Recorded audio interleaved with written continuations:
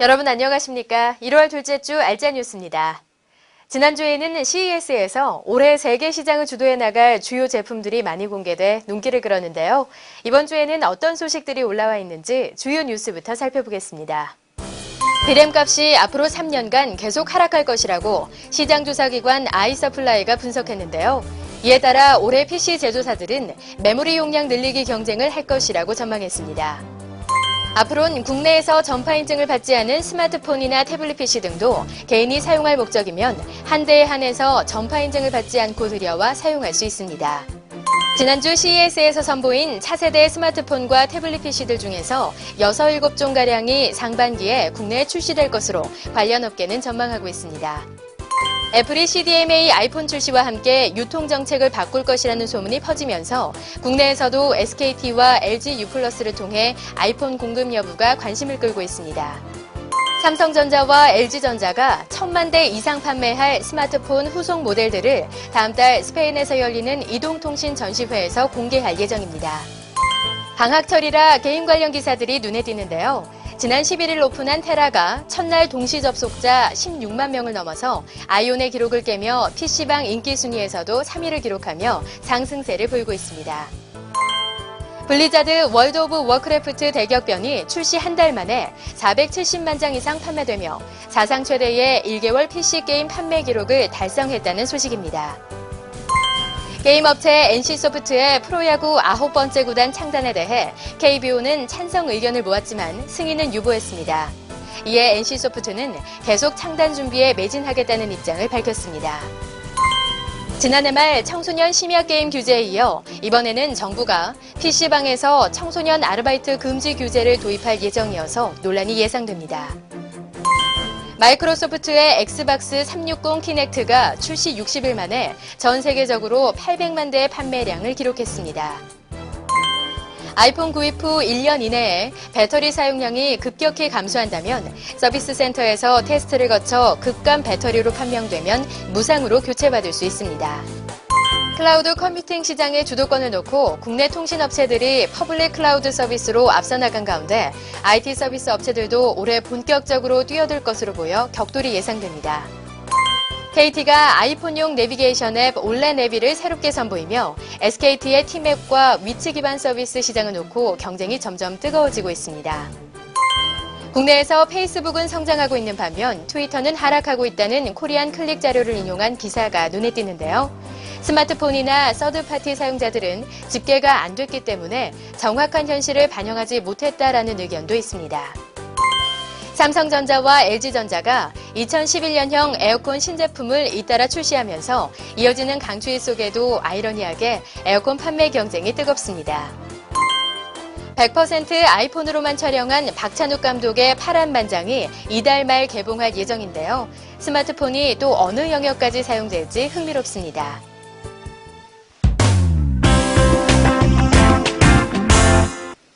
올해 PC 분야에서는 아무래도 얼마 전 인텔이 공개한 차세대 CPU 샌디브리지가 돌풍을 일으킬 것으로 예상되는데요. 과연 어떤 기능들이 얼마나 향상됐는지 홍진욱 기자가 자세하게 전해드립니다. 인텔은 코드명 샌드브리지로 불리는 새로운 프로세서 2세대 코어 i3, i5, i7을 선보였습니다. 32나노미터 공정으로 만들어진 이번 2세대 코어 시리즈들은 모두 그래픽 코어를 CPU에 내장해 별도의 그래픽카드 없이도 그래픽 출력이 가능합니다. 그래픽 코어로는 인텔의 HD 그래픽스 2000과 3000을 사용합니다. 이것은 그래픽 성능이 기존 1세대 i3 제품에 비해 대폭 강화됐을 뿐만 아니라 다이렉트X 10.1을 지원해 게임에도 강한 면모를 보여줍니다. 또한 HD 기술과 HDMI 1.4를 지원해 고화질 동영상도 무리 없이 재생할 수 있습니다. 아키텍처도 기존 네알렘 아키텍처 대신 링버스 아키텍처를 사용해 프로세서의 성능을 높였습니다. 일부 모델에서는 이전 세대와 마찬가지로 하이퍼스레딩 기술을 사용해 스레드를 2배로 인식할 수 있습니다. 여기에 상황에 따라 코어의 성능을 높여주는 터보부스트 2.0 기술이 탑재된 것도 특징입니다.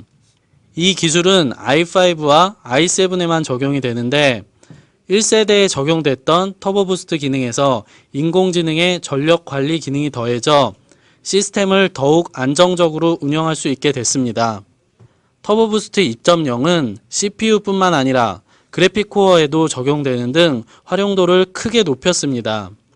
새로운 2세대 코어 시리즈는 2300과 2400, 2500과 같이 모두 2000 시리즈로 출시됩니다.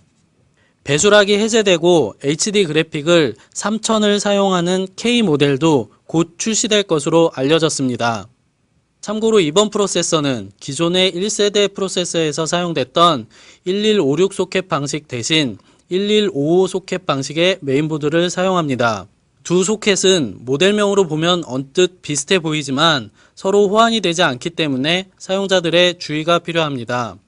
2세대 코어 시리즈 프로세서를 사용할 수 있는 메인보드로는 현재 H67과 P67이 출시되었습니다.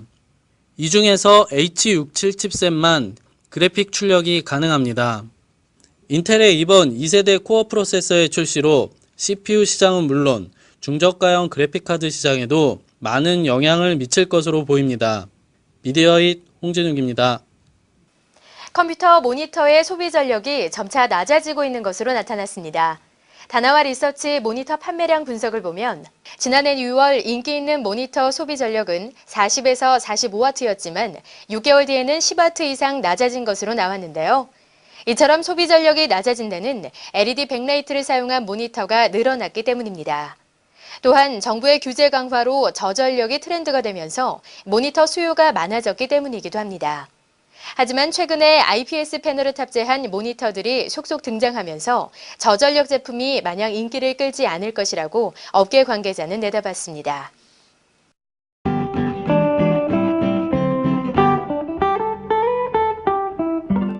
MSI 코리아는 인텔 샌드브릿지 모바일 프로세서를 장착한 게임용 노트북을 출시합니다. 인텔 코어 i7 2630QM 프로세서와 엔비디아 지포스 그래픽카드를 장착해 다이렉트 X12를 지원합니다. DDR3 6GB 램과 1TB 하드디스크를 장착했습니다. 아수스의 국내 유통사 ST 컴퓨터는 무소음 LP 방식을 지원하는 그래픽카드를 출시했습니다. 이 제품은 무거운 3D 게임을 위한 컨셉보다는 발열이 적고 무소음 환경을 원하는 사용자를 위한 제품으로 쿨링팬 대신 웨이브형의 대형 히트싱크를 장착했습니다. 핑크웨어는 스마트폰 및 태블릿 PC의 일부 사용을 채용한 스마트 내비게이션을 출시한다고 밝혔습니다. 강화 유리 패널을 채용해 정전식 터치를 지원하며 지도 축소 및 확대 시 멀티터치 기능을 제공합니다. 또 와이파이 모듈을 탑재해 인터넷 이용은 물론 스마트폰 테더링도 사용할 수 있습니다.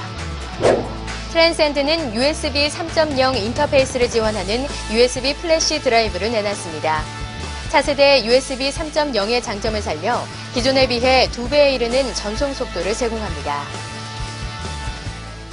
민족 최대의 명절이 얼마 남지 않았습니다. 다음 주에는 고향 가는 길, 자동차에 준비해두면 유용한 것들에 대해 알려드리고요. 이번 주 알짜 뉴스는 여기서 마치겠습니다. 준비한 소식은 여기까지입니다. 여러분 고맙습니다.